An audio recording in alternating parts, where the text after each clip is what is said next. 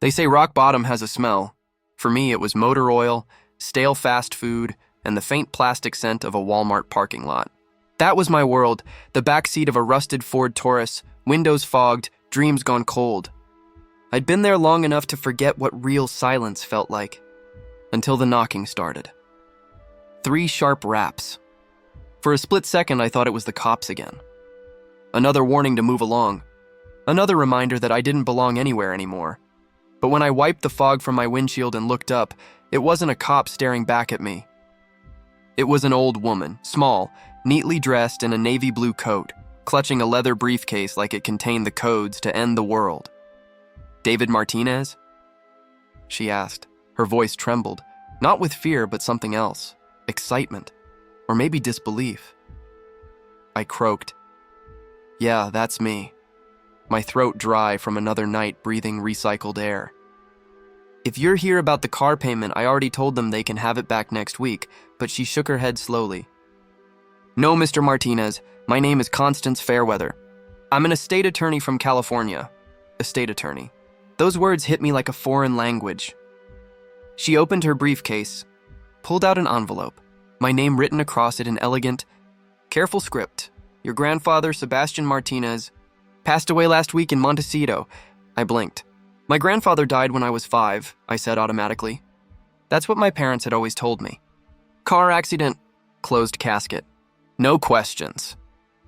"That's what your family wanted you to believe," she said, her weathered hands trembling as she held out the envelope.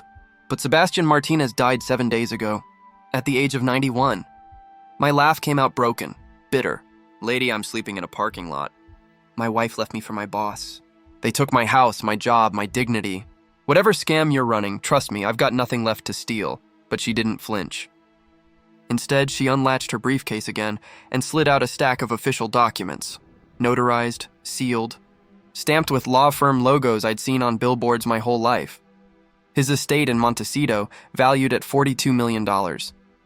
2 yachts moored in Santa Barbara, a Mercedes S-Class, and bank accounts totaling $280 million. My hands shook so hard I nearly dropped the papers.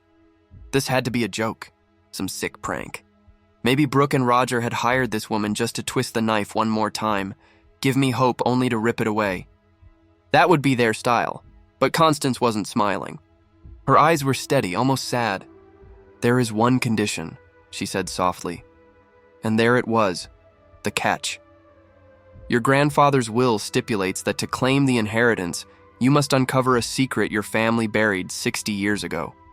A secret about your grandmother Rose's death in 1964. I shook my head. "No, no way.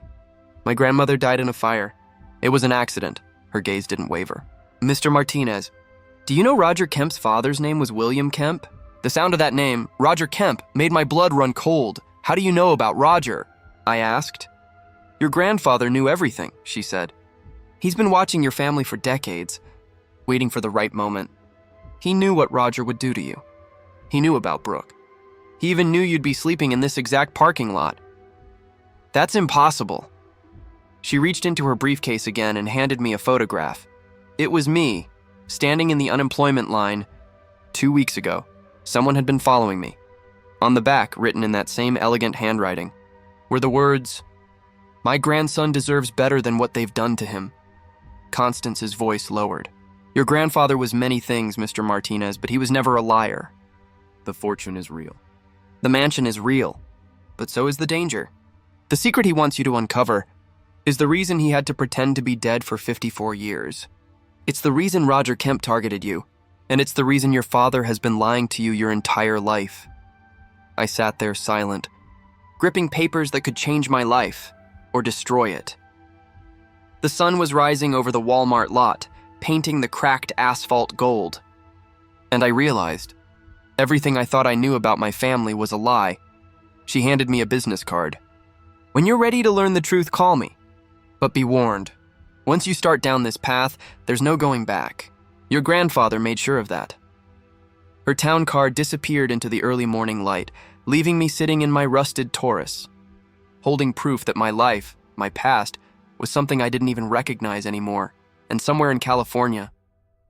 A dead man's fortune was waiting for me to be brave enough to claim it. 6 months earlier, I had what most people would call a decent life. Every morning, I woke up at 5:30 a.m., brewed Colombian coffee in the kitchen I'd renovated with my own hands, and watched the desert sunrise from our Scottsdale home. I managed a sales team of 12 at Kemp Pharmaceuticals, 90 grand a year plus bonuses.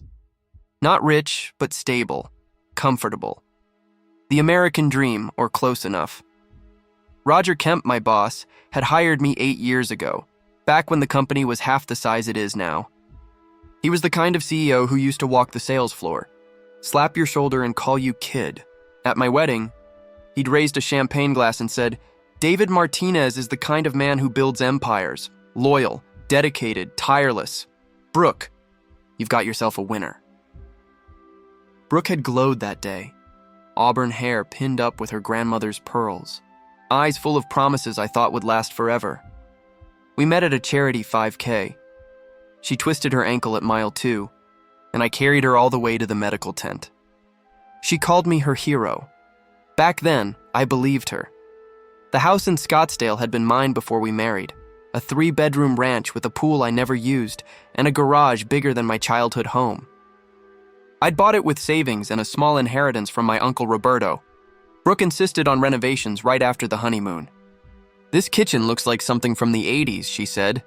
"And that bathroom? Roger's guest bathroom is nicer." So we renovated. Marble countertops from Italy. A closet big enough to echo. Brooke called it an investment. "You have to spend money to make money," she'd say, quoting Roger like he was scripture. My parents, Gloria and Manuel, were old school, 42 years married. Still held hands at Sunday dinner. Dad ran a small auto repair shop. Mom worked at the library. They believed in hard work, honesty, and family.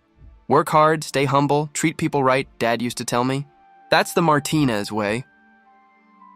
My younger brother Tommy was in the Army, Fort Bragg, calling every Sunday just to bust my chops. "Still pushing papers while I'm pushing myself, hermano?" My sister Lucia was a nurse at Phoenix General, tough as nails but with a heart too big for her own good. She never liked Brooke. "There's something about her eyes," Lucia once said. "Always calculating." At the time, I'd laughed it off. I thought Lucia was being overprotective, but it turned out she saw the truth before I did. It started small. Brooke quitting her job, saying she wanted to make our house a home. Then came the credit cards, the designer clothes, the spa trips. "Roger's wife doesn't have to justify every purchase," she'd snap. "Maybe if you were more ambitious, I wouldn't have to shop sales." The night everything began to unravel was the company Christmas party. Brooke spent the whole evening at Roger's table, laughing, touching his arm, whispering in his ear while I schmoozed clients. Roger's wife had just left him, and I remember thinking maybe Brooke was trying to cheer him up.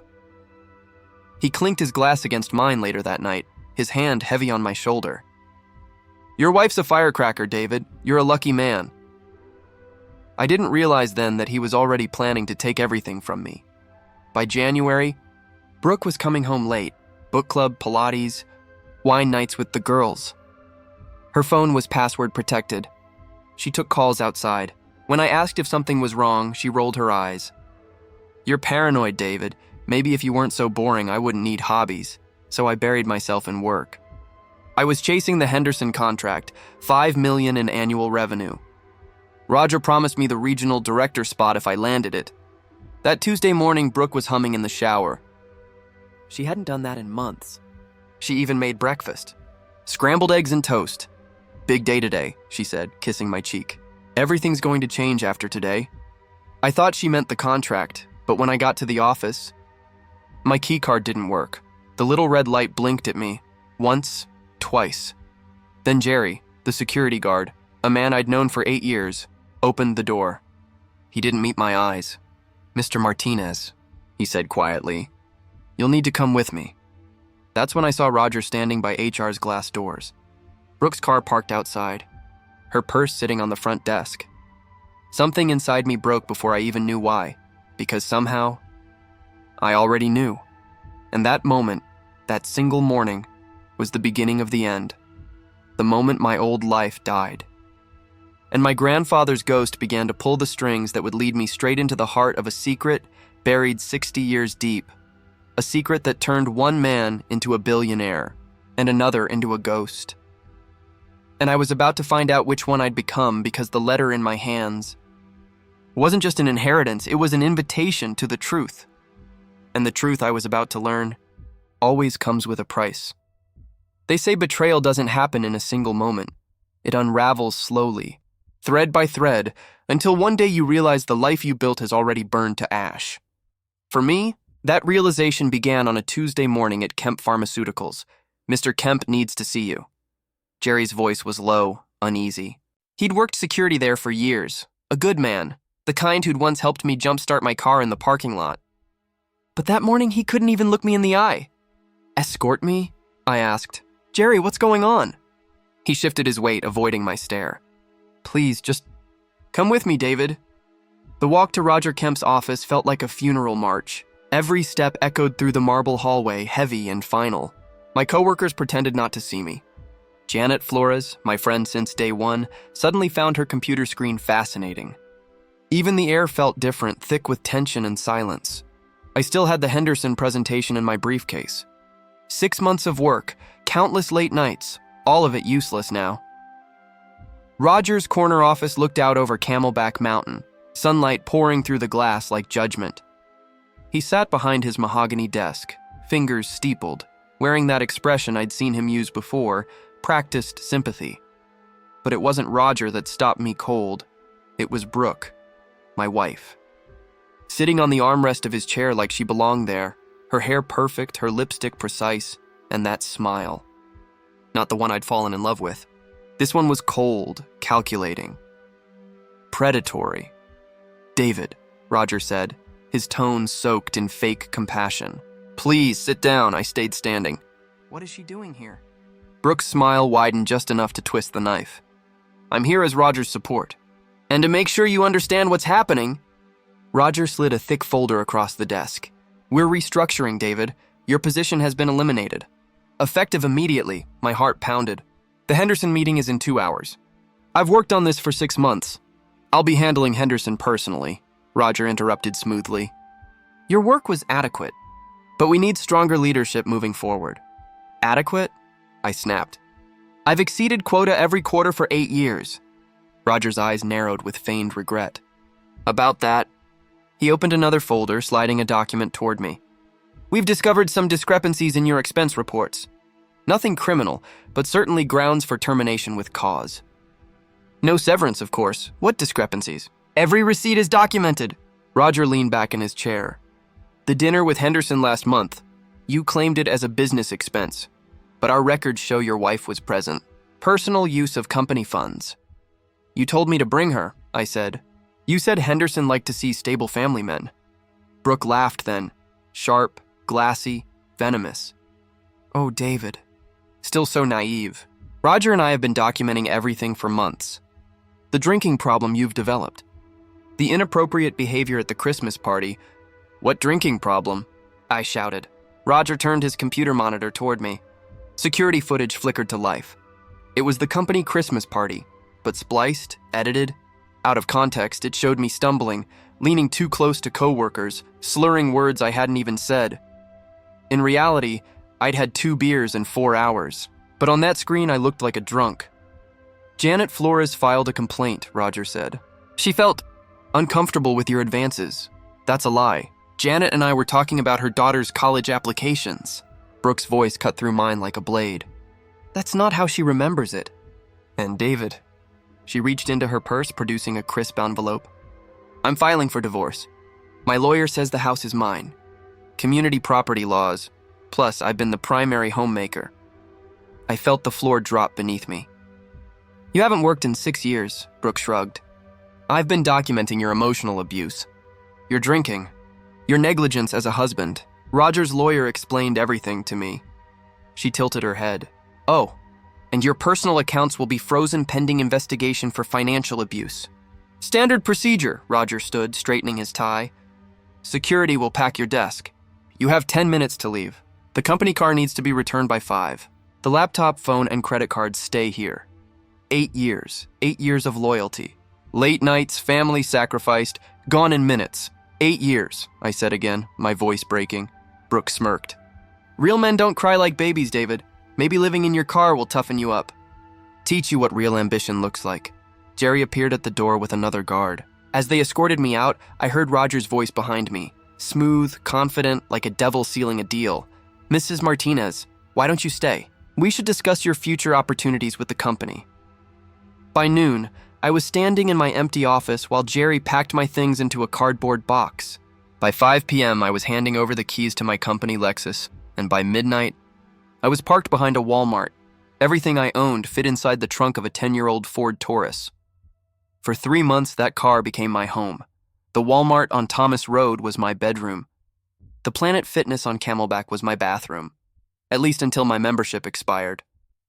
I'd shower at 5 in the morning, slipping past half-asleep staff, wearing the same 3 shirts in rotation. McDonald's dollar menu kept me alive. 1 McChicken sandwich could stretch into 2 meals if you ate slow enough. I sent out job applications, 50, 100, 200. Nobody called back. Roger had poisoned the well so completely that even temp agencies ghosted.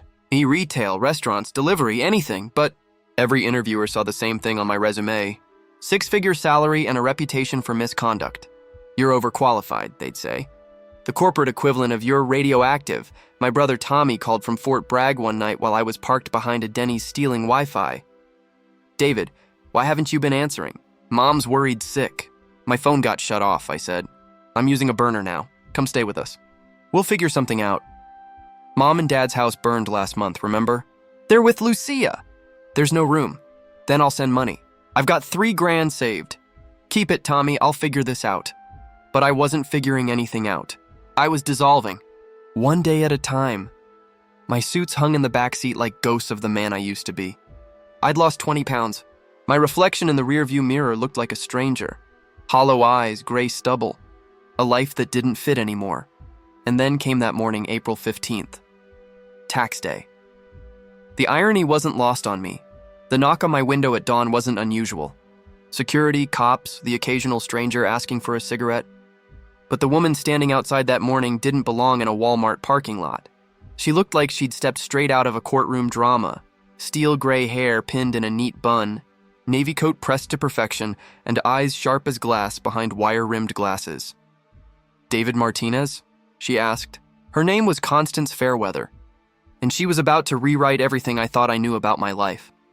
After she told me about my grandfather's death and the inheritance, she drove away in her black town car, leaving me staring at a manila envelope full of secrets. At first, I was sure it was a scam, but when I read the documents, my pulse quickened. The letterhead was real.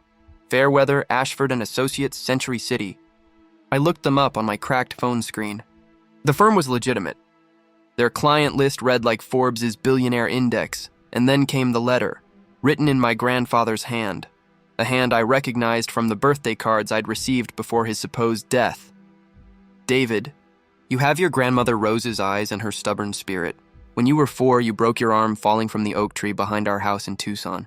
You told everyone a dragon knocked you down because you didn't want to admit you'd disobeyed me. That defiance will serve you well in what comes next. I remembered that. The lie about the dragon. The way he'd laughed when I told it. But how could a man dead for 50 years know that? I called my father. He went silent the second I said the name Sebastian Martinez. Where did you hear that name? He asked. His voice cracked. Not with anger, but fear.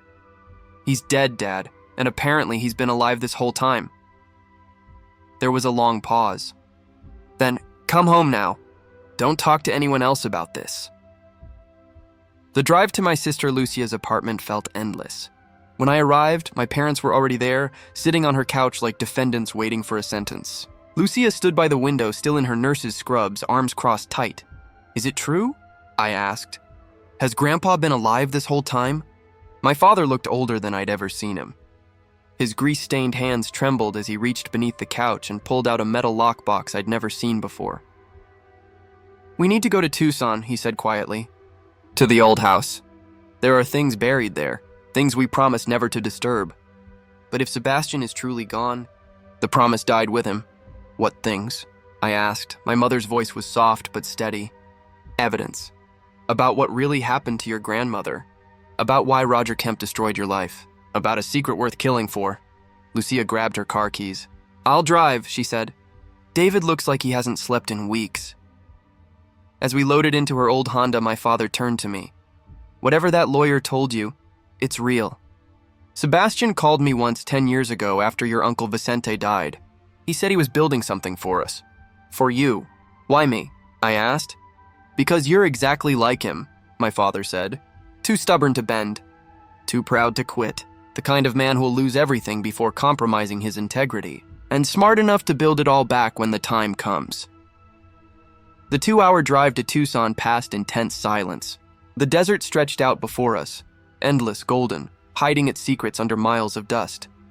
When we arrived, the ruins of the old Martinez estate stood like broken teeth against the sky.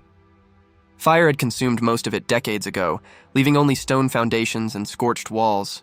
Weeds grew through cracked tiles. A rusted gate creaked in the wind. "This is where your grandmother died," my father said softly. "Where our family began to lie." He led us through the wreckage, each step a ghost of the past. Down into what remained of the basement. Cool, dark, the air thick with earth and memory. In the far corner stood what looked like a solid concrete wall. Dad ran his hand along it, searching. His fingers pressed against the surface, feeling for something unseen. "Your grandfather was paranoid even before he had reason to be," he murmured. He pressed a sequence of hidden spots in the concrete, like a code only he knew, and then something clicked. A hidden mechanism groaned to life, the sound echoing through the hollow remains of the house. Dust rained from the ceiling as a panel of stone began to shift, revealing a narrow passage behind the wall, black, cold, and waiting. My father turned to me, eyes dark with something I'd never seen before. "Whatever's on the other side of this," he said, "is why he faked his death." The flashlight beams trembled as we stepped closer, and for the first time in my life, I realized that the fortune, the lies, the betrayal, none of it compared to what was hidden in that basement. Because my grandfather hadn't just left me an inheritance, he'd left me a warning. And the truth, buried beneath 60 years of silence, was about to wake up. Imagine walking into the ruins of your family's past, dust choking the air, sunlight slicing through broken walls, and realizing every lie you've ever been told was meant to protect you from the truth. That's where I stood, in the basement of a house that had burned down 60 years ago, staring at a concrete wall that my father claimed would change everything. When his trembling fingers pressed those hidden spots on the wall and the slab moved, groaning on invisible hinges, I swear I forgot to breathe. The wall swung inward, revealing a secret room sealed off from time itself, and in the center of that forgotten chamber stood a massive safe, ancient, unyielding, and humming with the weight of generations. My father exhaled slowly, whispering, "Rosa's birthday." Forward and backward, the combination clicked. A sound like bones cracking echoed in the stillness. The door opened. Inside were decades of secrets, stacks of documents, faded photographs yellowed with age, and one strange modern item, a small USB drive, taped to an envelope marked in careful handwriting, "For David." That's when I realized my life wasn't destroyed by accident. It was engineered. My mother reached for the first photograph. The paper crackled under her touch. Rosa, my grandmother, stood tall, fierce, and proud at 35, her eyes alight with defiance. Next to her was a man I didn't recognize. Darker, sharper. My father whispered, "Vicente, her brother." He spread the documents across a dusty table. "In 1964, he said, your grandmother discovered that Vicente was using the family's shipping business to smuggle drugs across the border. He had partners, wealthy, powerful men who needed a clean front for their operations. When Rosa threatened to expose them, he couldn't let that happen. A silence settled heavy over us. Mom's hands trembled as she held up a police report. August 15th, 1964. Cause of death, accidental house fire. Faulty wiring. One victim, Rosa Martinez, age 36. But Lucia, my sister, pointed to another paper. "Wait, this coroner's report." "It's the same date." "But look," her voice dropped. "Blunt force trauma. Inconsistent with fire damage." My father's voice was raw when he spoke. "Sebastian, your grandfather, found that report hidden away." He started digging. Spent 2 years collecting proof, recordings, documents, witnesses. He had enough to destroy Vicente and his partners. He swallowed hard. Then, Vicente struck first. He handed me another photo. 3 men at a restaurant table. Vicente, another stranger, and one man that froze the blood in my veins. A younger version of Roger Kemp's father. Dad nodded grimly. William Kemp, Vicente's biggest investor. When Sebastian got too close, Vicente made him a deal. Either disappear forever or your family burns next. So, he faked his death, I whispered. Yeah, Dad said. He emptied the family accounts first. Money that was rightfully Rosa's. $50,000. Enough to start over. Then he vanished, no body. Just an empty casket and a funeral that kept us safe. My mother's eyes glistened in the flashlight glow. Vicente watched us for years. Made sure we never talked. Your father could barely keep his business running under their thumb. And then 10 years ago, Vicente died. We thought the nightmare was over. Dad looked up from the papers. That's when I got the call. Sebastian. First time I'd heard his voice in 30 years. He said he'd built something for you. That he'd invested that $50,000 carefully. Real estate. Tech stocks. Decades of smart, clean growth. He'd turned blood money into something pure. I picked up the USB drive. It was labeled in his handwriting. For David. I plugged it into Lucia's laptop. Dozens of folders appeared on the screen. Each one named after someone or some company or some date. But one folder stood out. Bold, clean text. Roger Kemp, like father, like son. I opened it. Recordings filled the folder. Hundreds of them. Audio clips, transcriptions, financial records, all tying the Kemp family to the same kind of corruption Vicente had built 60 years earlier. The first recording played automatically. Roger's voice filled the room. David Martinez is Sebastian's grandson. If the old man dies and leaves him anything, he'll start digging. We need him discredited, destroyed, before that happens. Then another voice, Brooke's voice, my wife's voice, laughed. Leave that to me. He's so trusting, so naive. Give me 6 months and he'll be nobody. The air left my lungs. Every humiliation, every accusation, every betrayal, it had all been planned. My father just closed his eyes. They did the same thing to your grandmother, David. They always destroy the truth tellers. First, that's when I called Constance. Fairweather, the woman who had first appeared behind my Walmart exile with the papers from my grandfather's estate. You found it, she said, calm as ever. Not a question. A statement. I found everything, I told her. The evidence. The recordings. Rosa's murder. The Kemp family. It's all here. Then you already know what your grandfather wanted, she replied. He left you a choice. Revenge or justice? What would he want me to do? A pause, then her voice softened. He wanted you to be better than the men who destroyed your grandmother. The FBI's been after Roger for years. This evidence will finish the job. But before you send it, check the last folder on that drive. The folder was titled, Welcome Home. Inside was a single video. I pressed play, and there he was, Sebastian Martinez. Older than in any photograph, his face lined with time, but his eyes burning with the same fire I saw in my own reflection. David, he said, his voice deep and steady. If you're watching this, you've learned the truth. I'm sorry for the lies, but I would do it again to keep you safe. The money, the houses, the cars, they're not the inheritance. The real inheritance is freedom, the courage to face truth and live without fear. Make Roger Kemp pay. But don't let revenge poison you. Build something better. That's what your grandmother would have wanted. He held up a photo at the end. It was me, taken months earlier outside the unemployment office. I never stopped watching over you, mijijo, he said. Now it's your turn to soar. The screen went black. 6 weeks later, I stood in his Montecito estate, sunlight spilling across marble floors, the Pacific Ocean glittering beyond the windows. Roger Kemp was behind bars. Arrested at his country club, dragged out mid-swing while his friends stared in disbelief. The charges read like a novel: racketeering, bribery, human experimentation, fraud. His empire crumbled overnight. Brooke, my ex-wife, was indicted as his accomplice. Fraud, conspiracy, perjury. She'd traded designer heels for an orange jumpsuit. The divorce? Annulled due to criminal conspiracy. Judges love poetic justice. My old house was returned to me. But I sold it immediately.